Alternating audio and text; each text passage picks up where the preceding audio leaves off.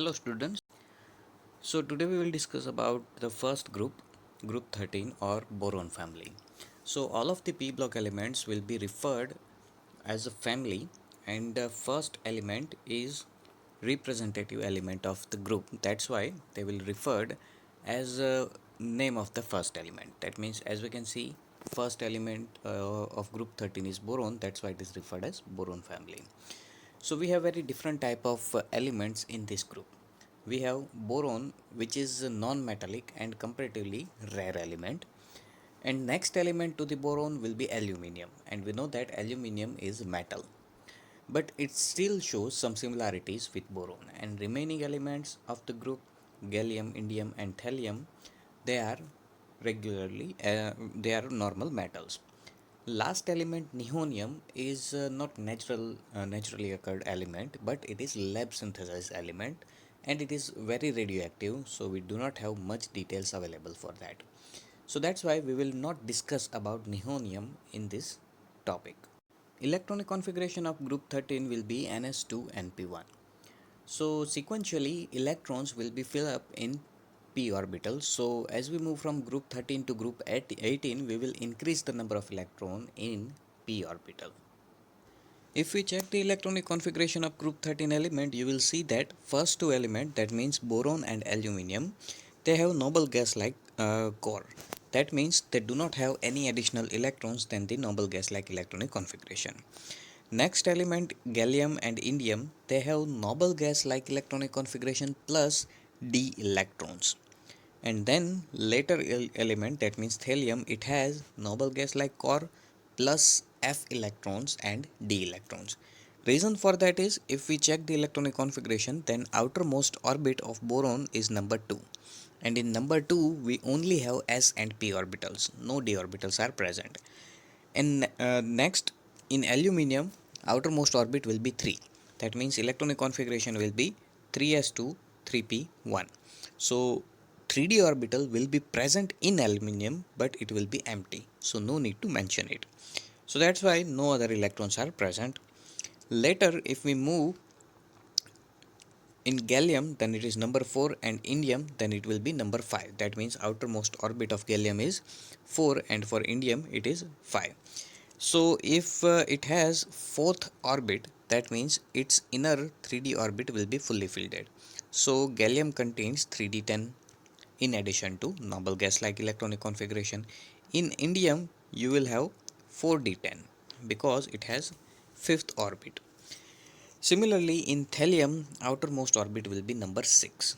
That means it contains 4f14 as well as 5d10 electrons filled in its orbital. So that's why it has 14f electrons and 10d electrons.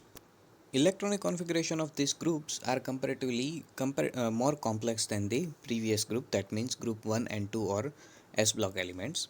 In this group you will see we have multiple different type of factor acting against each other.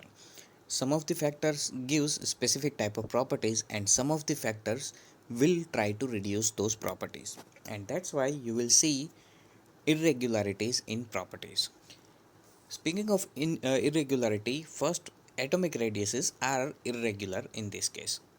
We discussed that in periodic table, as we move from top to bottom in a group, then radiuses will increase, because as we move from top to bottom, whole new orbits will be added to the element, and because of addition of whole orbits, sizes should increase, but it is not true in this case. First two element shows normal behavior. That means orbitals of atomic orbit of boron is comparatively less than aluminium, but orbit size of aluminium is more than gallium. That means gallium is smaller atom, although it has more number of electrons, higher number of orbit, but still it is smaller than aluminium. Reason for that is, in case of gallium, we have poor shielding or screening effect. Now what it means? If we check the electronic arrangement order, then you will see initially all seems normal, but after 3p, first 4s will accept 2 electron, and later inner d orbit will accept 10 electrons. because of stability reasons. So that means in atom, first 4s orbitals will occupy 2 electrons, and then inner 3d orbitals will accept 10 electrons. So these d electrons will try to neutralize the positive charge of nucleus. If they are able to neutralize the positive charge, then effect on outermost orbit will be reduced. That means attraction of nucleus to the outermost electrons will be reduced. This is called screening effect. If screening is more, then attraction towards the outermost electrons will be less. If screening is weak, then attraction towards the outermost electrons will be stronger. If attraction is stronger, then sizes will reduce. If attractions are weaker, then sizes will increase. Sizes, that means atomic radius. So because of poor screening effect, gallium shrinks in size. That means its d electrons do not fully cover the attraction of nucleus, and that's why outermost orbit electron feels stronger attraction towards the nucleus and size of gallium reduces. That's why it shows irregularity. With this discussion, keep table 11.2 with you. All of these properties which we are going to discuss are mentioned in this table. As for example, we discussed about electronic configuration, so these electronic configurations are mentioned, and as we can see, in case of boron and aluminium we do not have d and f electrons, but in gallium we have 3d10, then we have 4d10 in indium, and then in thallium we have f and d electrons. Similarly, atomic radiuses are also mentioned. As we can see, boron and aluminium shows regularity. Atomic radius of boron is less than aluminium, but then aluminium has more radius than the gallium, and later normal trend is being observed. So they show irregularity. Again, in case of ionization enthalpy, we will see irregularities. So ionization enthalpy's values, as expected from the general trend, do not decrease smoothly down to the group.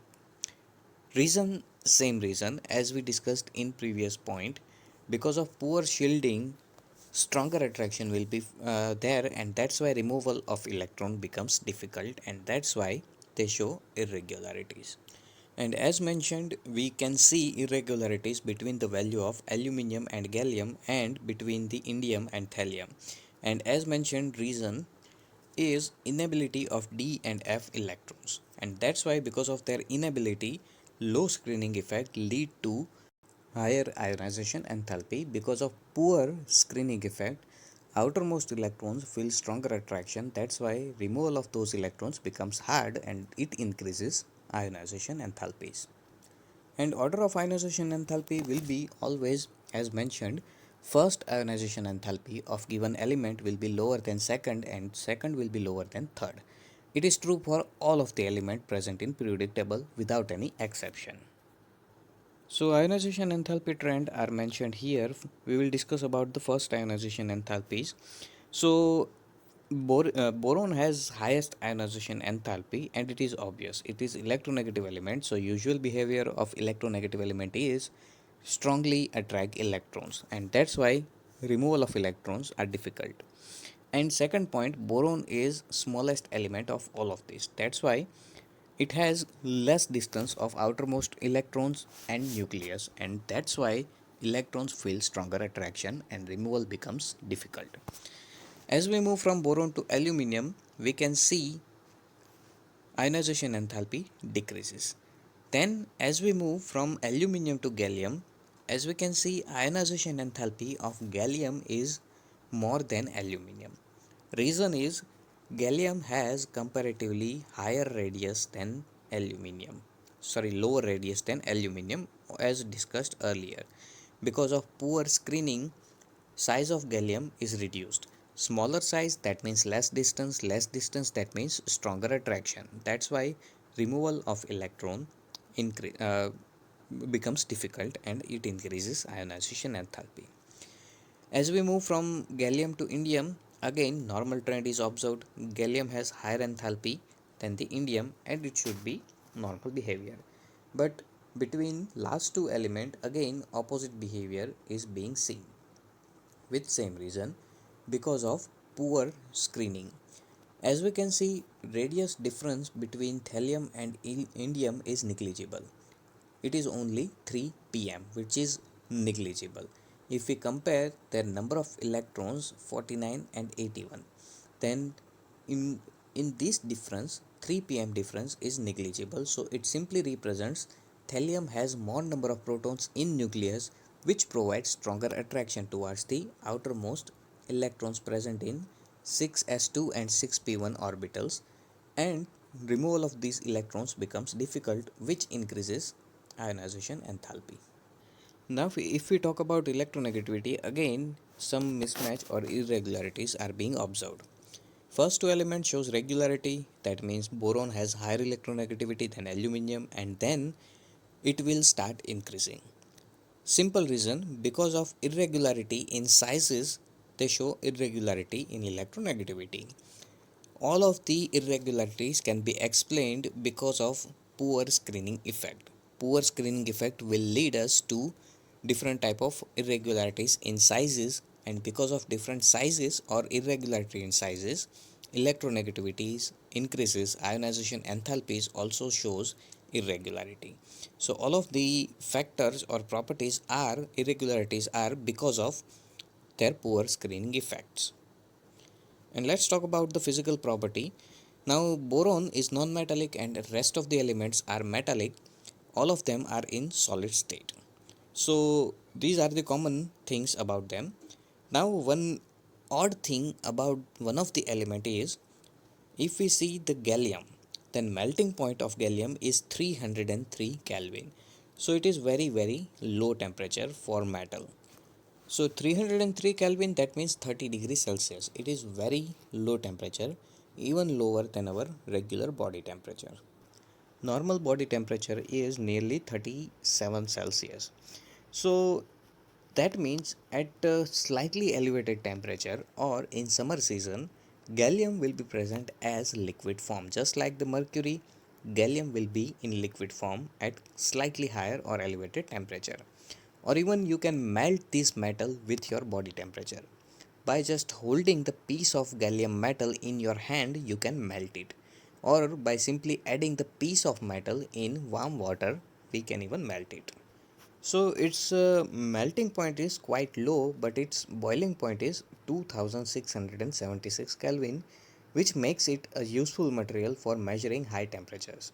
So density of the element increases down to the group from the boron to thallium. Simple reason, with increasing number of electron, protons and neutrons, density is obviously going to increase.